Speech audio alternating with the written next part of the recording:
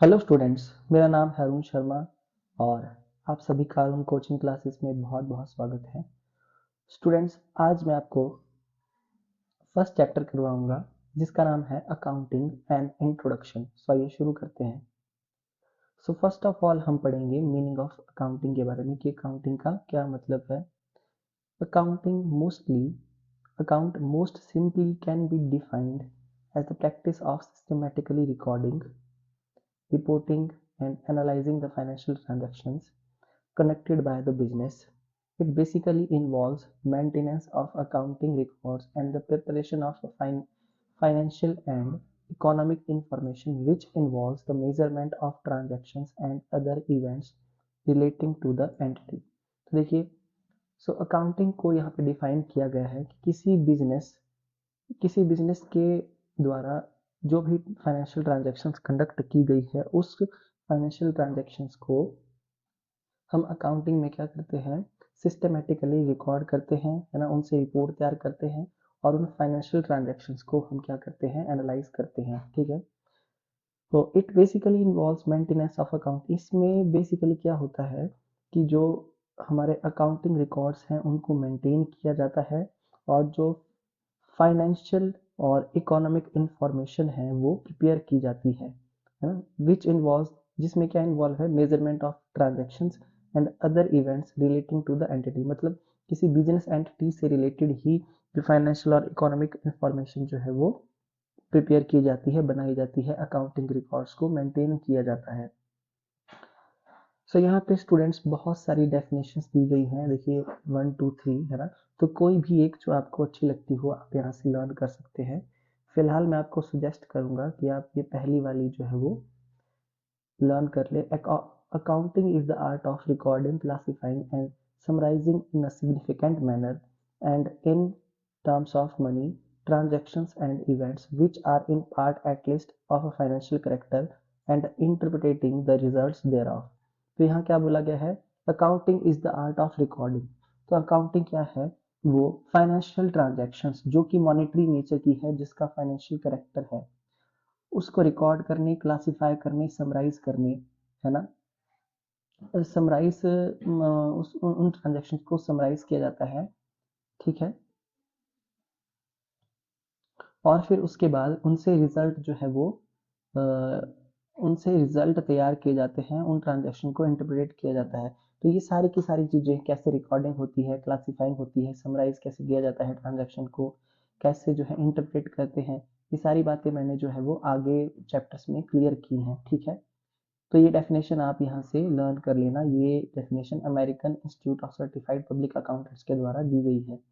ठीक है, उसके बाद नेक्स्ट यहाँ पे बोला गया है, Deriving from the above definitions, following areas assumes create great importance in the process of accounting and must be understood with clarity to have better insight into the nature of accounting. Such areas are, देखिए कुछ यहाँ पे बातें बताई गई हैं definitions में जिनको यहाँ पे डिटेल में बताया गया है। देखिए पहला है इकोनॉमिक इवेंट। तो ये इकोनॉमिक इवेंट क्या होता है, तो an economic event is a financial transaction that shall definitely have an impact on the company's financial statement, that is paying or receiving cash, making purchases, manufacturing, transporting, etc. Economic events are of two types, internal और external। देखिए, जो एक economic event होता है वो एक financial transaction होती है जिसका डेफिनेटली इफेक्ट पड़ता है कंपनी की फाइनेंशियल स्टेटमेंट्स पर।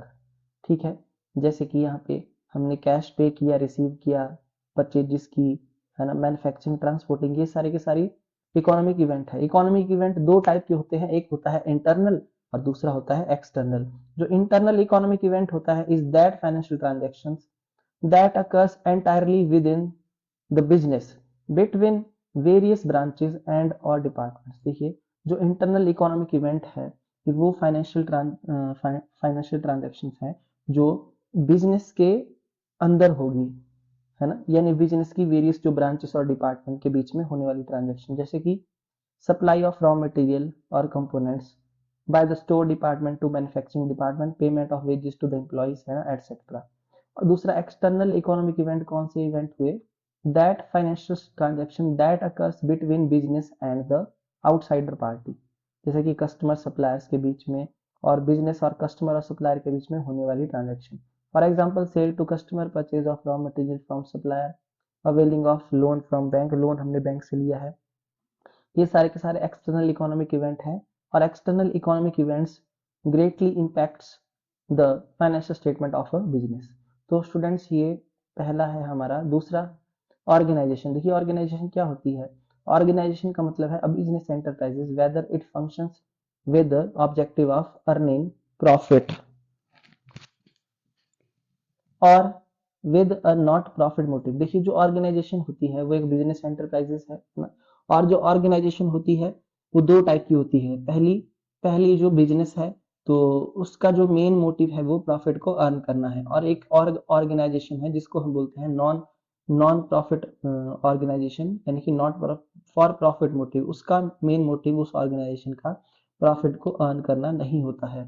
सो depending upon the nature of organisation, size and the volume of activities and level of business operations, and enterprises can be sole proprietary, concern, partnership, cooperative society, company, local authority, municipal corporation or any other association of person। तो ये किसी organisation के nature, size, उसके volume of activity या जो उसकी business operations के level पे डिपेंड करता है कि एक organisation sole proprietary, partnership firm, cooperative society या कंपनी, लोकल अथॉरिटी या म्युनिसिपल कॉर्पोरेशन या any other association of person हो सकती है। ठीक है, तो यहाँ पे ऑर्गेनाइजेशन को समझा दिया मैंने। नेक्स्ट है interested users of information. The financial information generally sorry जो फाइनेंशियल इंफॉर्मेशन है जो generated by a business enterprises है, उसका यूज वेरियस पार्टीज करती हैं, है ना, कुछ सिग्निफिकेंट डिसीजंस को लेने के लिए, है ना। और ये पार्टी को दो पार्ट में डिवाइड किया गया है, एक्सटर्नल और इंटरनल।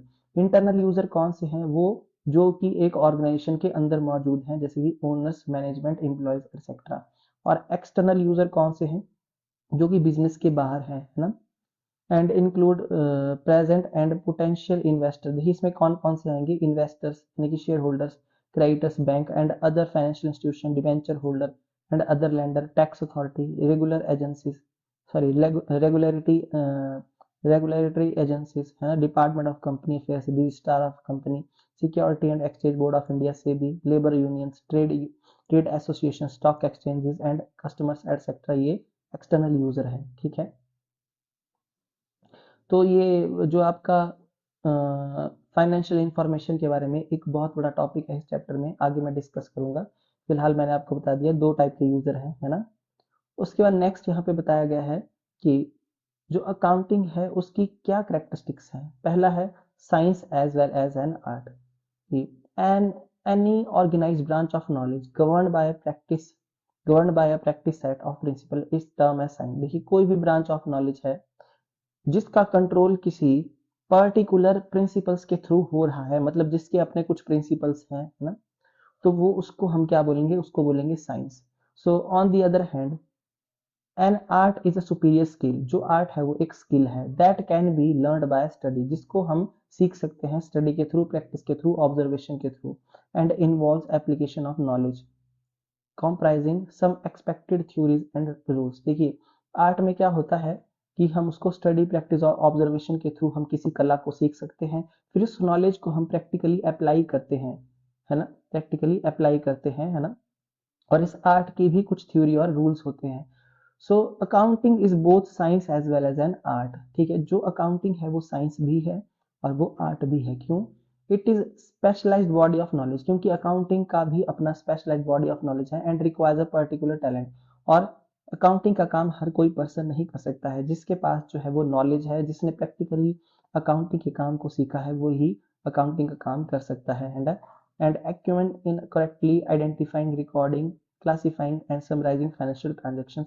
और ऐसा पर्सन जिसको पता है कि कैसे ट्रांजेक्शन को आइडेंटिफाई करना है, रिकॉर्ड करना है, क्लासीफाई करना है, समराइज करना है, वो ही अकाउंटिंग के काम को कर सकता है। इसलिए अकाउंटिंग साइंस भी है क्योंकि इसके अपने प्रिंसिपल्स हैं, और आर्ट भी है क्योंकि ये अपने आप में एक सुपीरियर स्किल है जिसको हम स्टडी, प्रैक्टिस और ऑब्जर्वेशन के थ्रू सीख सकते हैं। ठीक है, तो ये इसकी पहली कैरेक्टरिस्टिक्स है। दूसरा, रिकॉर्ड्स ओनली फाइनेंशियल ट्रांजैक्शन। देखिए इसमें सिर्फ और सिर्फ उस इवेंट, उस ट्रांजैक्शन को रिकॉर्ड किया जाएगा जिसकी मेजरमेंट जो है वो मनी में की जा सकती है।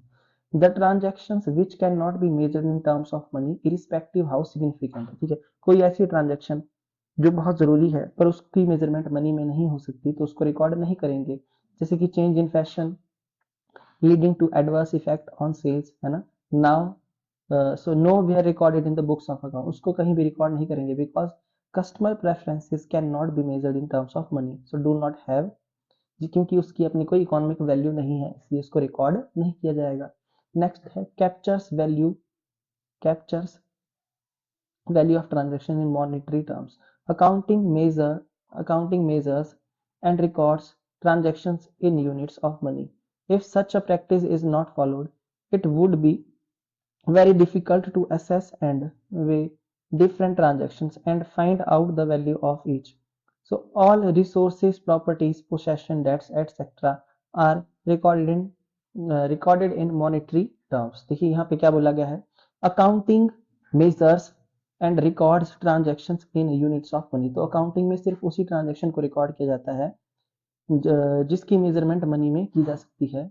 अगर इस प्रैक्टिस को हम फॉलो नहीं करते हैं तो क्या होगा, it would be very difficult to assess and wave different किसी ट्रांजेक्शन्स की को असेस करना बहुत मुश्किल हो जाएगा, उसकी वैल्यू को फाइंड आउट करना बहुत मुश्किल हो जाएगा। इसलिए all resources, properties and possession that etcetera are recorded in monetary terms, ठीक है। ओके, नेक्स्ट है service activity. Accounting is a service that is done with purpose to provide relevant information about an organization to various users. Primary use of such information is to assist in decision making. यहाँ पे क्या बोला गया है कि accounting is a service, accounting एक ऐसी service है that is done with purpose to provide relevant information, जिसके थ्रू हम क्या करते हैं, रेलिवेंट इंफॉर्मेशन प्रोवाइड करते हैं, है ना, किसी ऑर्गेनाइजेशन की रेलिवेंट इंफॉर्मेशन को प्रोवाइड करते हैं वेरियस यूजर्स को। Primary use of such information is to assist in decision, और प्राइमरी यूज जो होता है ऐसी इंफॉर्मेशन का वो किस लिए किया जाता है, डिसीजन मेकिंग के लिए किया जाता है, ठीक है। तो स्टूडेंट्स ये थी इसकी कैरेक्टरिस्टिक्स, ये मैंने आपको बता दी है ना।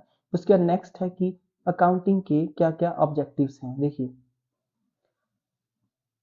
Maintaining records of business transactions, तो the main objective of accounting is to maintain records of business transaction, business transactions के रिकॉर्ड को मेंटेन करना इसका मेन जो है ऑब्जेक्ट है। जर्नल और subsidiary books are maintained for recording of business, देखिए बिजनेस ट्रांजैक्शंस को रिकॉर्ड करने के लिए जर्नल या फिर सब्सिडरी बुक्स को मेंटेन किया जाता है।